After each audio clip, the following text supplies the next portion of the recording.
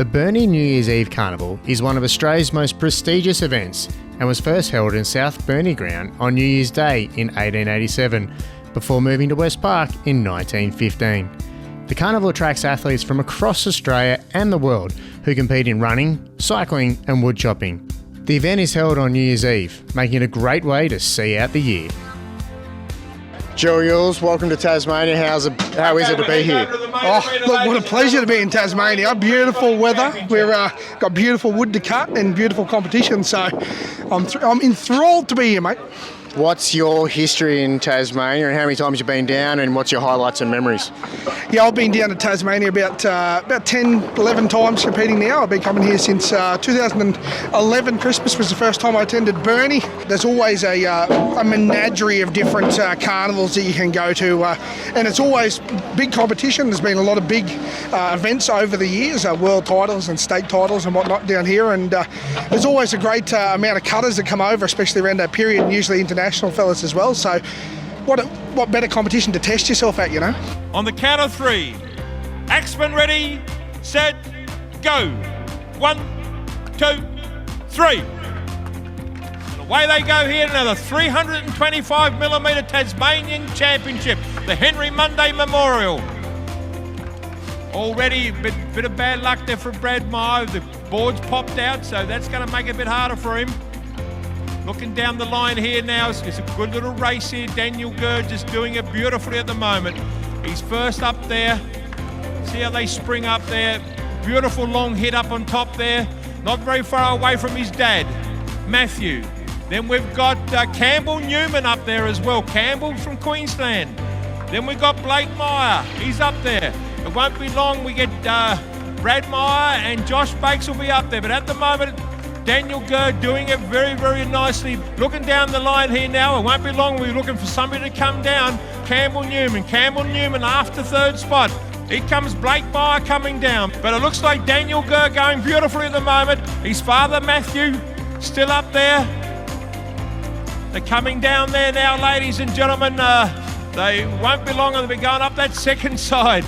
Daniel Gurr ready to punch off very, very soon. Matthew's not that far away. This is going to be still very close, ladies and gentlemen. There's going to be nothing in this. Daniel Gurr, marvellous effort.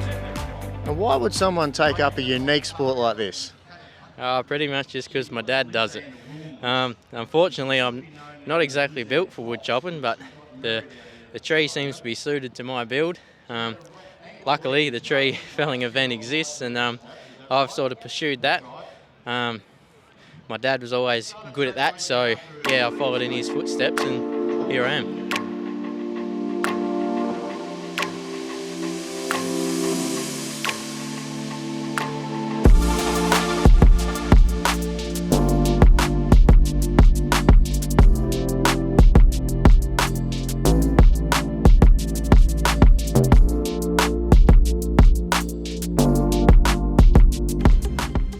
Saddle, dances on the paddles and sets out the challenge to our backmarkers. Lauren Perry, Christina Clayton around after her, Suzanne Stratus, and also our Czech rider Hannah Jimenez down the back straight. Down the Cape Monday wing, Lauren Perry leads them around, Christina Clayton in second wheel. Then we go back to Stratus, and here comes our Czech rider Jimenez around the outside. Perry on the inside, Christina Clayton on the outside. Perry down the inside, Clayton now looks on the outside, and Clayton takes it out. We come to Tas Carnivals for a bit of fun racing, I guess. It's so much fun coming out here every year. We're on the outdoor track. So many different things can happen. You've got the wind, you've sometimes got a bit of rain, you got to just deal with it and get on with it. So it always makes it very exciting.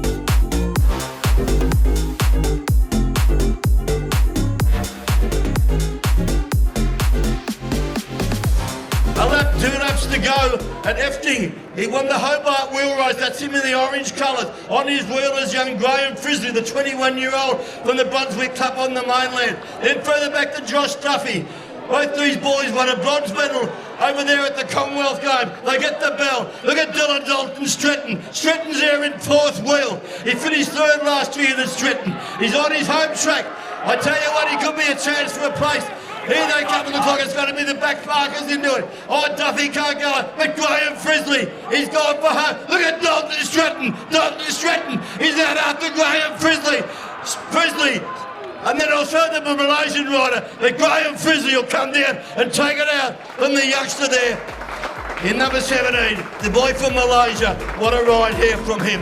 Oh, what a wheel race and what a ride by the back markers to get Graham Frizzley up for a win.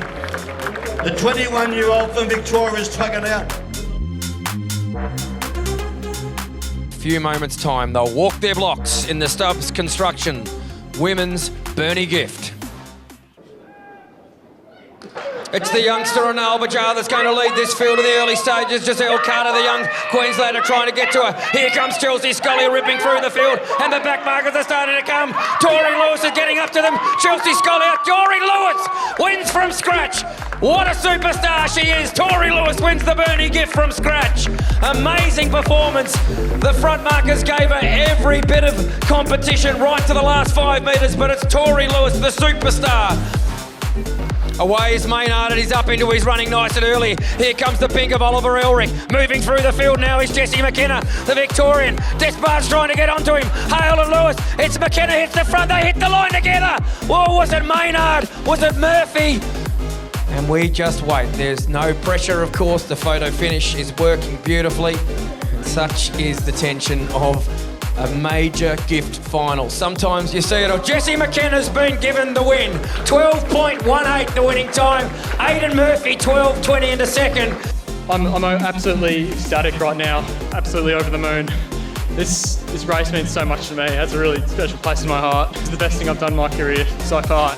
He's won this famous race from scratch a number of times. The King of King Island, Stuart McSwain.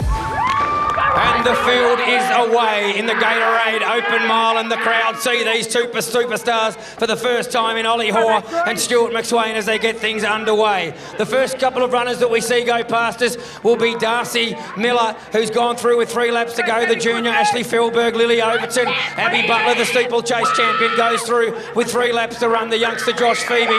We see Troy Atkins go past the finishing line with the youngster up on his shoulder there. A couple of additions to the field. We see Tristan Pickering, Joby Westcombe, Phil McConnell leading up a pretty strong group here with James Frankham at the back of them. Angus Lonecki, who was third a couple of nights ago, he sits just behind them and sees that group ahead of him.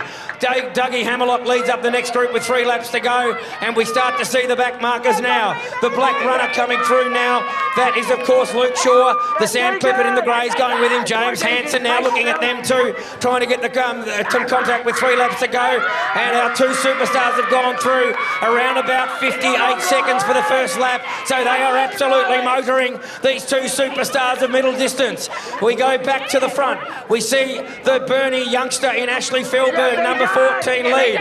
Watch for her. She's been setting coastal records throughout the interclubs this season. She'll be one to watch with 2 laps to run. Darcy Miller looking to get contact with her on the shoulder, and then we've got Lily Overton. Abby Butler's right up onto her shoulder now and pushes her back a position and goes up into third. Abby Butler. We look back now at some distance to our first male runner, and that's been Josh Phoebe. Then it's Troy Atkins, a former winner. He somehow managed to hold off Stuart McSwain one year. I'm not sure he's going to be able to do it tonight, but with 2 laps to run, Troy Atkins will go for it. We see Phil McConnell leading up a very strong group with James Franken right in behind him. Angus Lonecki has now made contact with those, with youngster Riley Simpson with him, and we start to see our back markers. Gee, the black's going well. That's Luke Shaw.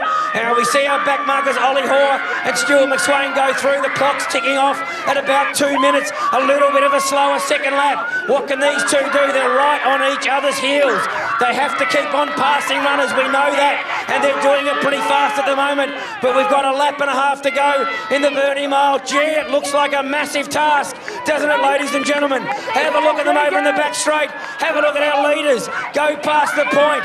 They're going to have to start getting moving, these 2. It's Ollie Hoare and Stuart McSwain have passed a few, but they've got a lot of people to still catch. We've got Abby Butler now, the national steeplechase champion, who's going to lead this field with Darcy Miller hanging onto the heels of her. Then it's Ashley Felberg getting the call of 1 lap to go.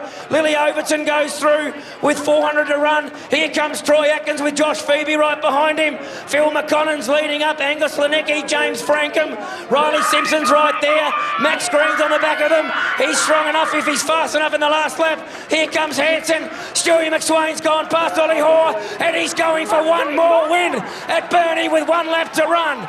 The time's pretty slow. I don't think we're going to see the sub-4. It's going to be hard for anyone to run down Abby Butler. She's going for it now with a Decade Monday wing with a little over 200 metres to go. Abby Butler in front, Darcy Miller coming, and here comes Stewie. He's trying to get on the back of them. I'm not sure he can do it from here. Now the youngster, James Frankham, I think it is, who's sprouting wings up into 3rd position. Frankham it is who's going, and Phil McConnell's trying to get with him. James Hanson, but it's Abby Butler, the national steeplechase champion. She's only got one to challenge her, and I reckon it's James Frankham. Look at him go! James Frankham, Abby Butler in front. James Frankham trying everything. Abby Butler lifting. James Frankham going to him. Abby Butler, James Frankham. Abby Butler wins from James Frankham. And James Hanson saying, and here comes Stewie up into the top 5 or 6 of them.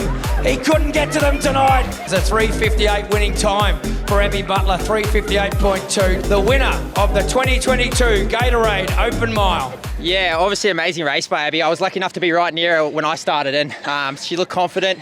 I thought she was going to be hard to catch, but to execute that kind of race tonight shows how much potential she has, and obviously it's good to have a superstar coming up through the Tassie ranks. Stewie's quite used to this, but this is a very unusual situation for you. You've raced all over the world, college, been to Olympic final, Commonwealth Games champion. Now you're standing next to a teenage girl from Tassie who's just hosed you. Yeah, I know. I think next thing you know, Dathan's going to be taking my spot off the team and putting her spot on. So, he's probably now making phone calls and adjusting the trade. But yeah, it's just an exciting event. I mean, it's really, really exciting for me personally. I've had a lot of success in the States, and the amount of Americans coming here to watch the woodchopping, the cycling, and the running, they're just all like flabbergasted that we have an event like this that's so unique and just so engaging with the crowd. And everyone's searching where Burnie is and all that sort of stuff in the States. I have people in New York messaging me, how do you get into the woodchopping? So generally, it's just great to have that awareness internationally and bring that here. And it's just been, fantastic and a privilege to be a part of it. So maybe Stewie put Penguin on the map 2 years ago. You might have put Burnie on the map tonight, but tonight's this race all about you, Abby. Last word to you. Just thanks to everyone that come out and supported it. It was such a good event, and I'm still a bit shocked that I won.